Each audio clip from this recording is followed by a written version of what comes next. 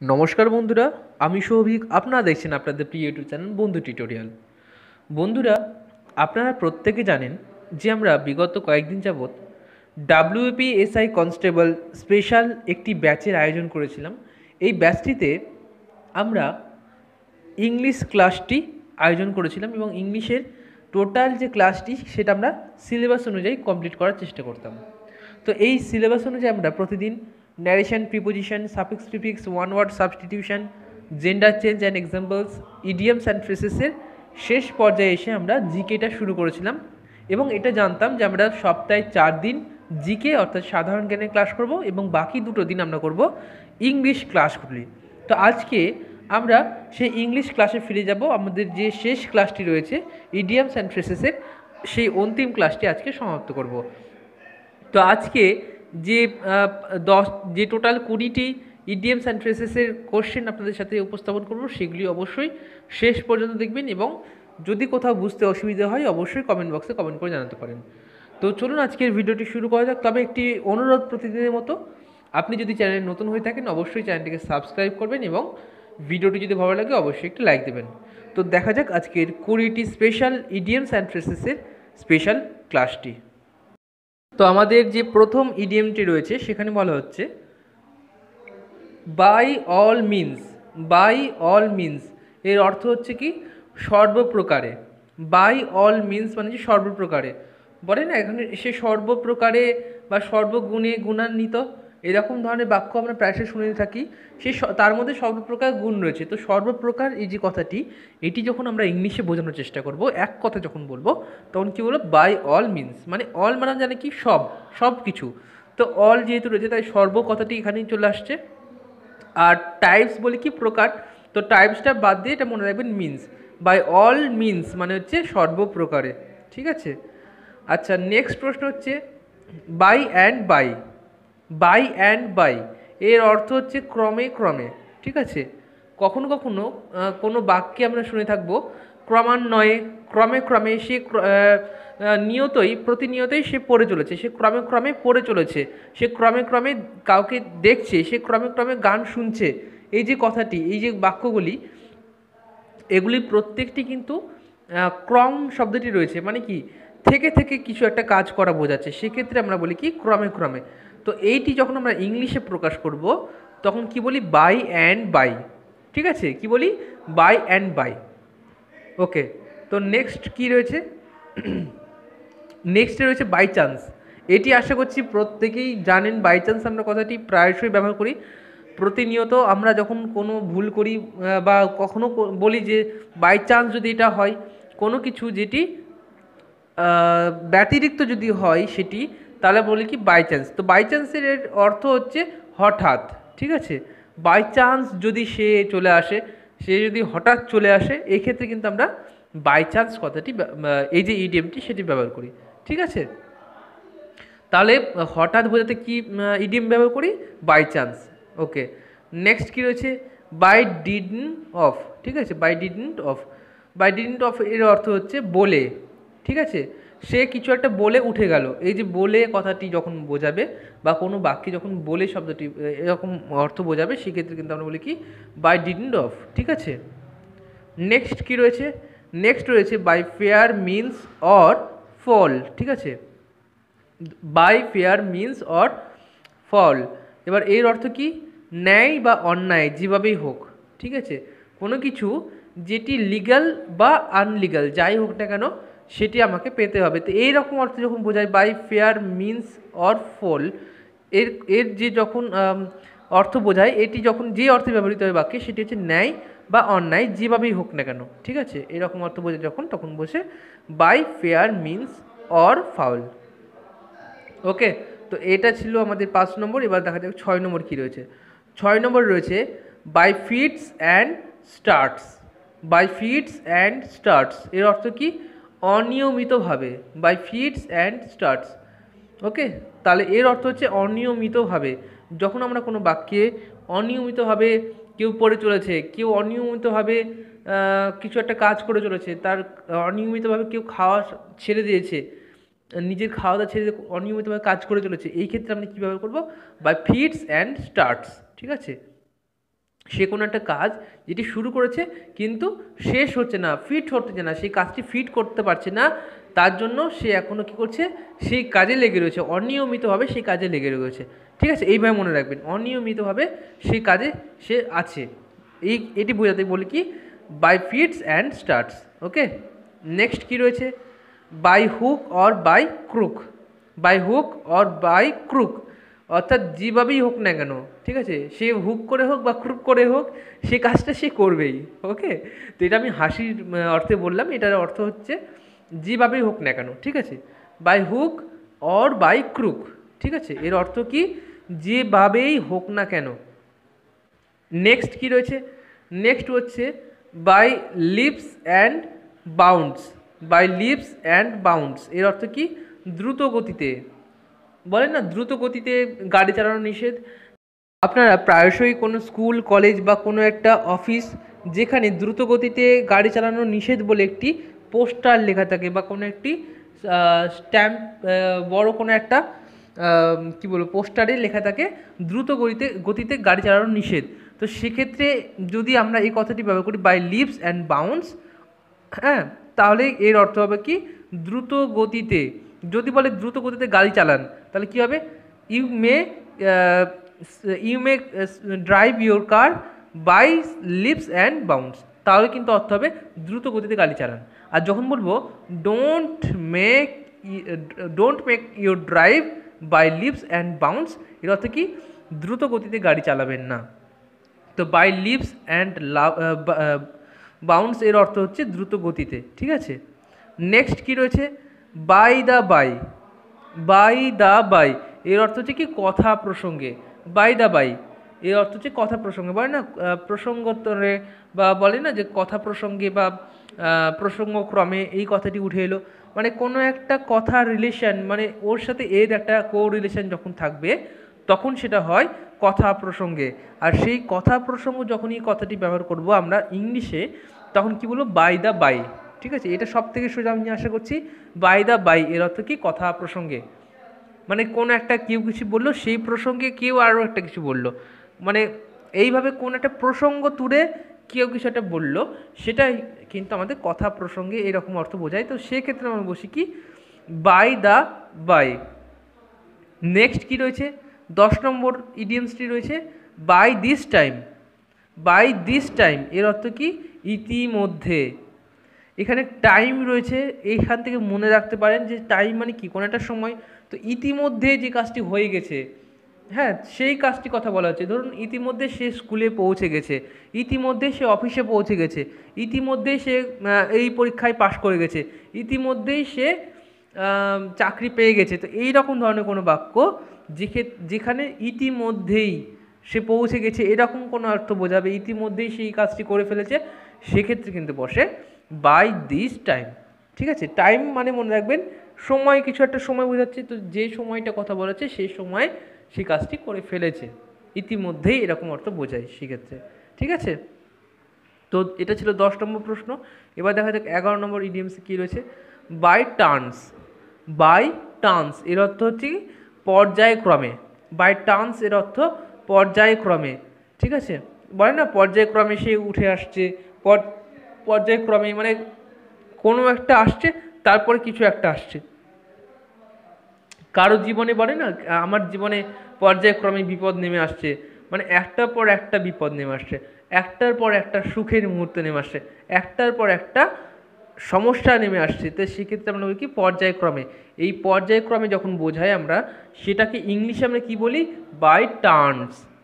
Turns মানে কি আমরা জানি, টার্ন মানে ঘুরে যাওয়া বা কোনো একটা দিকে যাওয়া। ঠিক আছে, ধরুন সে ইউ টার্ন নিল, মানে কি, সে ঘুরলো ইউ এর আকারে। ঠিক আছে, তো যখন কেউ কিছু মানে কেউ যখন বাম দিক থেকে ডান দিকে যায়, সেক্ষেত্রে কি বলে, রাইট টার্ন। বাম দিক থেকে ডান দিকে যাচ্ছে যখন কি বলে কি, রাইট টার্ন, মানে সে দক্ষিণ দিকে যাচ্ছে বা ডান দিকে যাচ্ছে, সেক্ষেত্রে আমরা বলি রাইট টার্ন। তো বাই টার্ন এর অর্থ কি, টার্ন মানে কি, যাওয়া। যে যাওয়াটা কি, বাই টার্ন মানে হচ্ছে পর্যায়ক্রমে, মানে সেই যে চলাটা, সেই যে যাওয়াটা সেটা চলেই আসছে বা চলেই যাচ্ছে, এরকম অর্থ বোঝাচ্ছে। পর্যায়ক্রমে সেটি ঘুরে ফিরে আসছে, এই ক্ষেত্রে আমরা বলি কি বাই টার্নস। আচ্ছা, পরবর্তী কী হচ্ছে by way of. By way of এর অর্থ কি উদ্দেশ্য, ঠিক আছে। বাই ওয়ে অফ এর অর্থ হচ্ছে উদ্দেশ্য, সে উদ্দেশ্য প্রণোদিতভাবে এই কাজটি করেছে। এক্ষেত্রে কী বলবো by way of his own, by way of, ঠিক আছে। He done this because of his own by way of, তার নিজের উদ্দেশ্যের জন্য সেই কাজটি করেছে। যখনই উদ্দেশ্য বোঝাবে, তার ইন্টেনশন কিছু একটা বোঝাবে, সেক্ষেত্রে আমরা বলি কি বাই ওয়ে অফ। আচ্ছা, পরবর্তী কী রয়েছে, পরবর্তী ইডিয়মসে রয়েছে কল অ্যাট। কল অ্যাট এর অর্থ কি গিয়ে দেখা করা। ধরুন সামনেই তো ভ্যালেন্টাইন্স ডে আসছে, তো এবার অনেক যারা মানে কি বলবো, আমি এটা ইয়ার্কি ছলেই বোঝাচ্ছি, তাহলে অবশ্যই বুঝতে পারবেন বিষয়টি। কোনো গার্লফ্রেন্ড যখন তার বয়ফ্রেন্ডের সঙ্গে দেখা করতে যাবে, আপনাদের মধ্যে অনেকেই থাকবেন, এটা যদিও পার্সোনাল ব্যাপার, তবু আমি বলছি, এটা ইয়ার্কির ছলেই বলছি, আপনারা প্রত্যেকেই ইয়ার্কি হিসেবে নেবেন। তো যখন দেখা করতে যাবেন, তো কি বলবেন, গিয়ে দেখা করা। এবার বলবেন কি মিট করিব, সেই জায়গাটায় মিট করবো, আমরা প্রত্যেকেই সেখানে দেখা করব। তো সে তার বদলে যদি বলেন কি কল অ্যাট অমুক জায়গায়, মানে সেখানে গিয়ে দেখা করব, এইটা বোঝালে কিন্তু একটু ইমপ্রেস হতে পারে আপনার গার্লফ্রেন্ড হোক বা আপনার বয়ফ্রেন্ড হোক। আপনি যখন বলবেন কল অ্যাট, সে কিন্তু হবে কল অ্যাট মানে সেখানে গিয়ে কল করব, এরকম অর্থ বোঝাবে, কিন্তু এর অর্থ কি গিয়ে দেখা করা। কল অ্যাট এর অর্থ হচ্ছে গিয়ে দেখা করা, ঠিক আছে। তো এইভাবে যদি মজা করেন, আশা করছি আপনার নিজেরও কিছুটা, আপনার যে জ্ঞানটা আছে, আপনার যে জানাটা আছে, সেটা তারও জানা হবে যে আপনি কিছু জানেন, বা আপনার কাছে আপনার মধ্যে স্পেশাল কিছু একটা আছে, সে কিন্তু ইমপ্রেস হয়ে যেতে পারে, ঠিক আছে। তো এটা পুরোপুরি ইয়ার্কি ছলেই বললাম, কেউ এটা সিরিয়াসলি অতটা নেবেন না, তবে কাজে লাগাতে পারেন, আমি যে ট্রিকটা বললাম, তাহলে কিন্তু অনেকটাই কাজে লাগতে পারে। ওকে, নেক্সট কী রয়েছে কল ইন। কল ইন এর অর্থ কি ডেকে আনা, বলে না, সে তাকে ডেকে এনেছে এই কাজটা করার জন্য, সে তাকে ডেকে এনেছে এই পড়াটা করানোর জন্য, তো যাই হোক না কেন, যেই কাজের জন্য হোক না কেন, তাকে ডেকে আনা হয়েছে। তো ডেকে আনা যখন কথা যে অর্থটা বোঝাবে, সেক্ষেত্রে আমরা কী ইডিয়ম ব্যবহার করব কল ইন। কল ইন এর অর্থ হচ্ছে ডেকে আনা। ওকে, আচ্ছা, এবার পরবর্তী যে ইডিয়মটি রয়েছে সেখানে চলে যাচ্ছি, কল নেমস, ঠিক আছে। কল নেমস এর অর্থ কি গালি দেওয়া। এই যে অর্থটি গালি দেওয়া, সে বলে না সে আমাকে গালি দিয়েছে, কিন্তু এটাকে যদি আমরা প্রপার কথায় বলি, প্রপার যে ইডিয়মসটা ব্যবহার করতে পারি, তাহলে কি বলবো কল নেমস, সে তার নাম ধরে ডেকেছে, সে তার নামে উল্টো পাল্টা বলেছে। এক্ষেত্রে আমরা কি বলি, এখানে দেখুন নামে যখন বলছি, তার মানে কি নেম বোঝাচ্ছে। তো কল নেমস মানে কি তার নাম ধরে ডেকেছে, তার নাম ধরে ডেকেছে, তো এটাকে গালি দেওয়া অর্থ বোঝাচ্ছে, ঠিক আছে। ধরুন বাবার বয়সী কাউকে যখন কেউ মানে নাম ধরে ডাকে, সেটা তো এক প্রকারে তাকে অসম্মানিত করা, তাই না, সেটা তো এক প্রকার তাকে অসম্মানিত করা বা তাকে গালি দেওয়া বোঝাচ্ছে। ধরুন কারোর নাম হলো তপন বাবু, তো তাকে কি বলে তপনা বলে তো, এরকম ধরনের আরও অনেক, আমি একটা উদাহরণ দিয়ে বোঝালাম। তো যখন কোনো বাচ্চা বা কোনো একটা বড় যদি কেউ কাউকে অসম্মান করে, তখন তো সেটা গালি দেওয়া হয়। তো যখন বললো কল নেমস মানে তার নামটি ধরে যখন ডাকছে, তাহলে তার অর্থ কী হবে গালি দেওয়া হবে, ঠিক আছে। এইভাবে মনে রাখবেন, ইডিয়ামস এইভাবে একটু মনে রাখতে হয়, একটু ঘুরিয়ে পেঁচিয়ে কিন্তু মনে রাখতে হয়, সবসময় যে একদম প্রপার অর্থটা কখনোই আসে না। তো কল নেমস এর অর্থ কী হবে গালি দেওয়া, ঠিক আছে। নেক্সট কী রয়েছে কল টু মাইন্ড। এবার এটার অর্থ বুঝবে মনকে ডাকা না, এটার অর্থ কিন্তু হচ্ছে মনে রাখা। তো ইডিয়মস হচ্ছে এটাই, একটু ঘোর পেঁচে হয়, এটা মনে রাখবেন এইভাবে। কল টু মাইন্ড মানে কি মাইন্ডকে সে বলছে যে তুমি মনে রেখো ওকে, ঠিক আছে, এইভাবে মনে রাখবেন। কল টু মাইন্ড কি মনে রাখা, তার কাজ হচ্ছে মনে রাখা কোনো কিছু যেটিকে সে স্মৃতিতে রেখেছে, কাউকে সে স্মৃতিতে রেখেছে, সেক্ষেত্রে কি বলি কল টু মাইন্ড। মাইন্ডকে কল করো, মাইন্ডকে বলো তাকে মনে রাখার জন্য, ঠিক আছে, মনকে বলো তাকে মনে রাখার জন্য, এরকমভাবে মনে রাখবেন। কল টু মাইন্ড এর অর্থ কি মনে রাখা। নেক্সট কি, নেক্সট রয়েছে call to the bird. Call to the bird এর অর্থ কি বাধা সৃষ্টি। ধরুন কেউ কোনো একটা ভালো কাজ করছে, আমরা প্রায়শই দেখে থাকবো যে সমাজে তো দুই রকম মানুষ থাকে, এক প্রকার মানুষ যারা ভালো কাজ করতে চায়, আর এক প্রকার থাকে যারা ভালো কাজ করতে দেয় না। কেউ যদি ভালো কাজও করতেও যায় তাকে বাধা সৃষ্টি করে। এই যে বাধা সৃষ্টি করা কোনো কাজে, সেটা ভালো হোক বা খারাপ হোক, যখনই সেটাতে বাধা পড়বে বা বাধা সৃষ্টি করা হবে, সেক্ষেত্রে কী কথাটি হয়, কল টু দ্য বার। ঠিক আছে, তো কল টু দ্য বার এর অর্থ কি, বাধা সৃষ্টি করা। আচ্ছা, পরবর্তী কি রয়েছে, পরবর্তী ইডিয়মসটিতে বলা হয়েছে কেম অ্যাক্রস। কেম অ্যাক্রস এর অর্থ কি, পথের মাঝে সাক্ষাৎ। ধরুন কোনো একটা বন্ধু বা বান্ধবীর সাথে আপনার রাস্তায় দেখা হলো, রাস্তায় তো আপনি তো উদ্দেশ্যপ্রণোদিতভাবে যাননি, আপনার সাথে দেখা হলো অনাকাঙ্ক্ষিতভাবে, আপনি ভাবতেই পারেননি তার সাথে দেখা হবে। এবার যখন দেখা হয়ে গেল, তা আপনি তো কথাবার্তা বলবেন, অনেক কিছু, অনেক পুরোনো দিনের কথা মনে আসবে, অনেক নতুন দিনের কথা মনে আসবে, তো অনেক কিছু শেয়ার করবেন। তো যেহেতু পথের মাঝে সাক্ষাৎ হচ্ছে, কি হচ্ছে, কেম অ্যাক্রস, সে এসেছে। আর এটা যদি অর্থ হয় কি, কেম অ্যাক্রস মানে ওখান থেকে এসেছে, এসে কি করছে, দেখা করছে। তো এরকম যখন অর্থ বোঝাবে কেম অ্যাক্রস, তার অর্থ কী হবে, পথের মাঝে সাক্ষাৎ। ঠিক আছে, নেক্সট কি, নেক্সট প্রশ্নটি বলা হয়েছে ক্যাপিটাল পানিশমেন্ট। ক্যাপিটাল পানিশমেন্ট, আচ্ছা পানিশমেন্ট এটিকে কীভাবে মনে রাখবেন, ক্যাপিটাল পানিশমেন্ট আমরা জানি পানিশমেন্ট এর অর্থ হচ্ছে কি, শাস্তি দেওয়া। কাউকে যে কোনো খারাপ কাজ করেছে তাকে কি, শাস্তি দেওয়া। যে কোনো অসামাজিক কাজ করে তাকে শাস্তি দেওয়া। এবার এই যে পানিশমেন্ট বা শাস্তি দেওয়া, এগুলো তো যার যেরকম অপকর্ম, সেই অপকর্ম হিসেবেই তো শাস্তিটা দেয়। যিনি বিচারক বা যিনি বিচার করছেন, তার যে দোষের বিচার করছেন, তিনি তো তার যে অপকর্ম বা তার যে কুকর্ম, সেই কুকর্মের যতটা গভীরতা রয়েছে, যে যতটা খারাপ কাজ করবে তাকে নিশ্চয়ই ততটাই খারাপ শাস্তি দেবে। তো শাস্তিটা নিশ্চয়ই কম খারাপ কাজের জন্য বেশি শাস্তি দেবে না। তো ক্যাপিটাল পানিশমেন্ট এর অর্থ কি, মৃত্যুদণ্ড।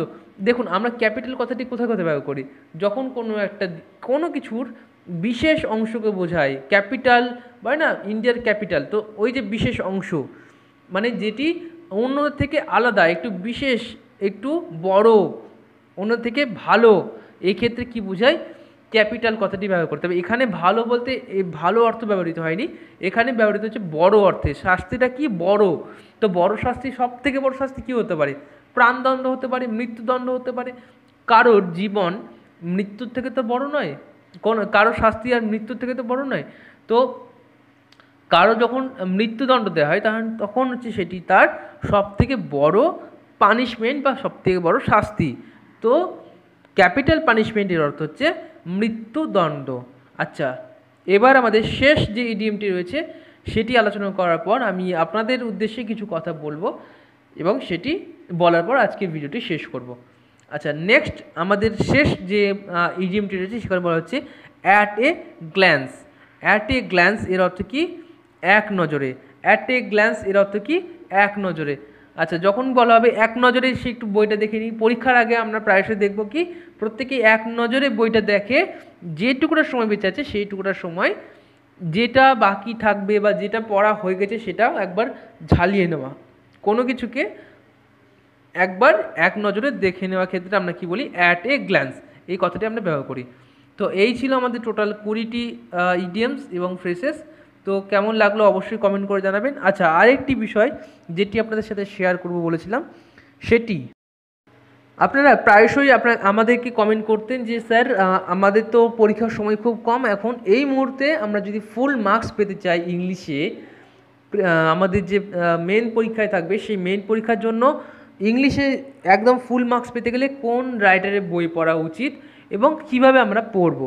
আচ্ছা, বিষয়টি বলে রাখি, আপনারা নিশ্চয়ই আগের ভিডিওগুলো দেখেছেন, তো আশা করছি সেই সকল বিষয়গুলিতে আপনাদের আর কোনো সমস্যা নেই।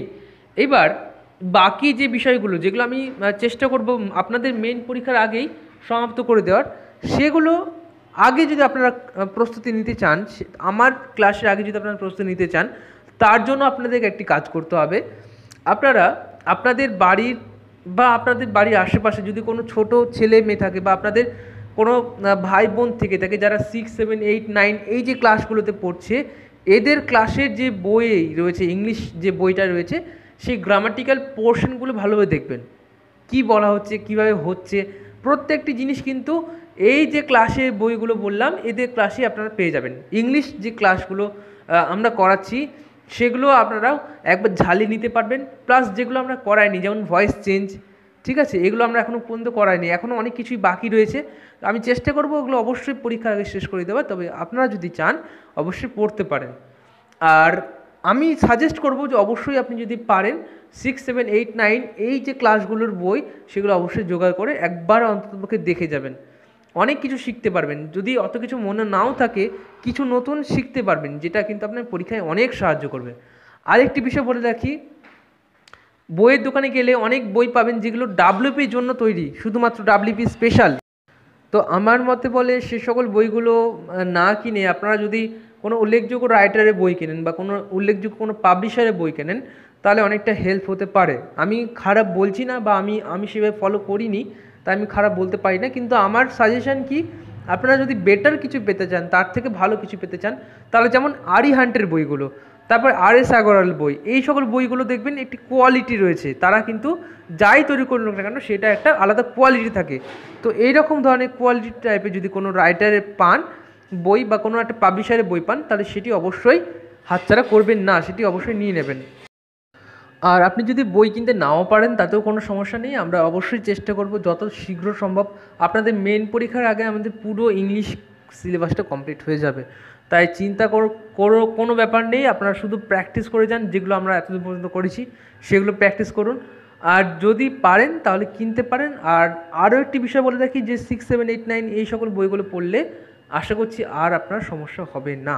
আমাদের ভিডিওগুলো দেখার পর সেই সকল বইগুলো দেখেন, আর কোনো সমস্যা হবে না। তো এটা ছিল আমার যে অভিমত সেটা আপনাদের সাথে শেয়ার করলাম। তো আজকের মতো ভিডিওটি এই পর্যন্তই, দেখা হচ্ছে আগামীকাল।